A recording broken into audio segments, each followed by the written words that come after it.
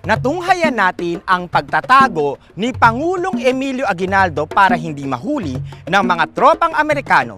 Siya ay nagpakalayo-layo hanggang sa hilagang bahagi ng Luzon, kasama ang kanyang mga taga-suporta. Inutos din niya ang pagsasagawa ng sistemang gerilya na pamumunuan ng kanilang mga lokal na opisyal militar.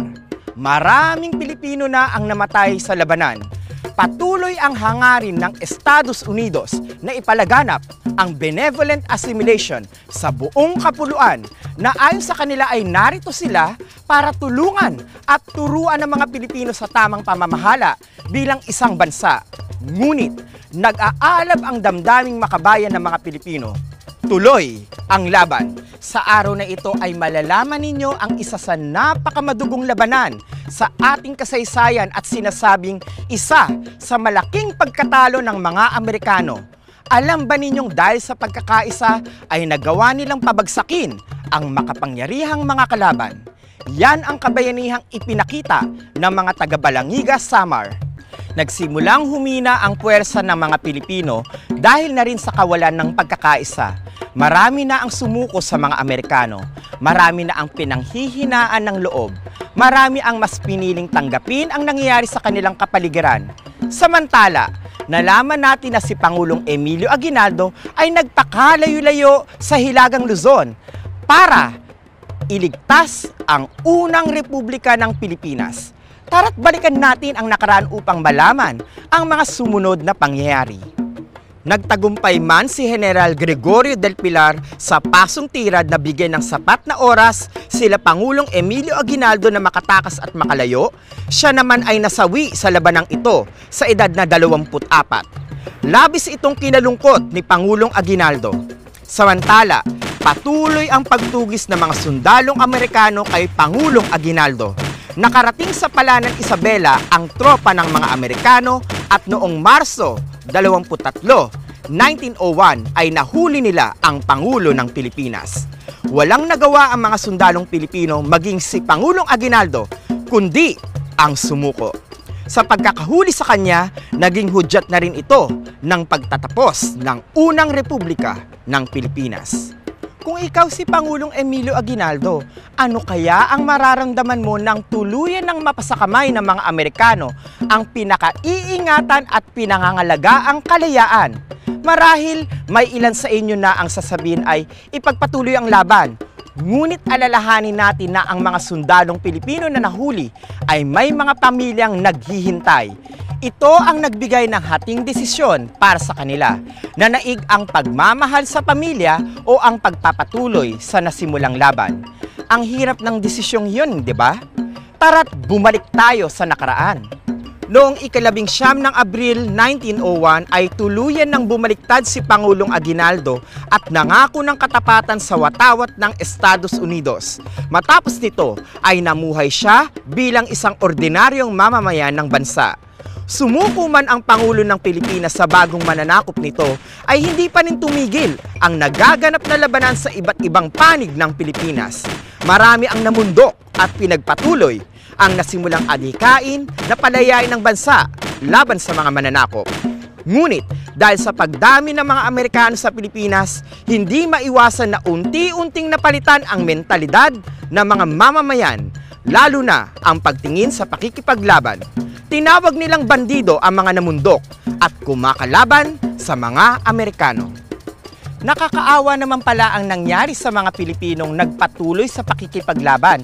Ang hangarin nila ay mabuti para sa bayan, ngunit dahil sa edukasyong itinuro ng mga Amerikano sa mga Pilipino noon, nakita nila bilang bandido at hindi bilang mga bayani ang mga nag-aaklas na Pilipino. Gaya nga ng binanggit ko sa inyo noon, tuso ang bagong mananakop. Utak ang labanan sa isang digmaan, ang malalamangan at mahina ang siyang talo. Pero alam ba ninyong may isang bayan sa Samar na nakipaglaban sa mga Amerikano at tinalo nila ang isa sa sinasabing napakahusay na hukbo nito? Tara't alamin natin sa aking kwento. Isa sa mga pinunong sundalo ni Pangulong Emilio Aguinaldo ang nagtago sa Samar. Siya si Vicente Lucban. Siya ay nagrebelde at ipinagpatuloy ang laban sa mga Amerikano. Napag-alaman ng mga Amerikano na marami itong kasamahan na nagtatago. Agad na ipinag-utos ni Brigadier General Robert P. Hughes ang patakarang paghihigpit gaya ng paninira ng pananim at sakahan upang hindi mabigyan ng tulong pinansyal ang mga rebelde. Bilang karagdagan, ang mga sundalong Amerikano ay nagpakita ng paglapastangan sa mga kababaihan at pagpapakulong sa mga kalalakihan. Labis itong ikinagalit ng mga mamamayan ng Balangiga. Kaya naman, gumawa ng isang kakaibang taktika ang mga taga-Balangiga at ang utak nito ay si Valeriano Abanador. Gabi noong ika-27 ng Setyembre 1901 ay nagkaroon ng isang prosesyon papuntang simbahan kung saan nasa taul ang mga batang namatay sa sakit na kolera. Ang mga ito ay dinaluhan ng maraming kababaihan. Ngunit sa loob ng mga taul ay nakatago sa ilalim nito ang mga patalim, gulok at sandata. Ang mga nakabihis babae ay mga lalaki pala. Handang-handa na silang ipaglaban ang kanilang mga karapatan at kalayaan. Naalala ba ninyo si General Gregorio del Pilar? Siya yung batang general na ating tinalakay noon.